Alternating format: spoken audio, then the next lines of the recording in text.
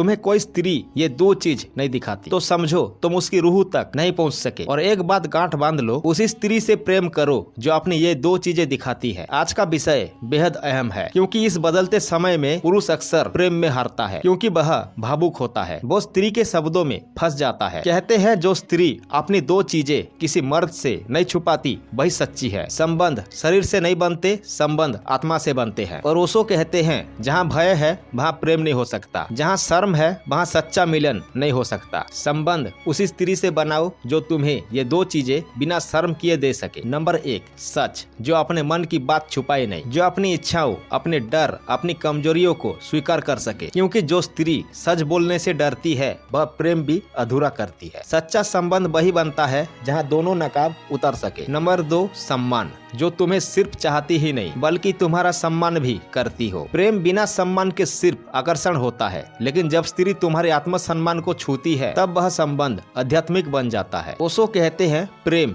दो स्वतंत्र आत्माओं का मिलन है, ना कि दो जरूरतमंद लोगों का सहारा। इसलिए संबंध उस स्त्री से बनाओ जो तुम्हारे साथ खड़ी हो, मजबूरी में नहीं बल्कि अपनी स्वतंत्र इच्छा से। जहाँ प्रेम हो वहाँ शर्म नहीं होती, जहाँ सम्मान हो वहाँ डर नहीं होता, और जहाँ ये दोनों मिल जाए वही सच्चा संबंध जन्म लेता है। अगर आपको ये विचार पसंद आए तो इसे सिर्फ सुनिए मत, करके देखिए, क्योंकि सच्चा प्रेम किसी को पाने में नहीं खुद को खो देने में है।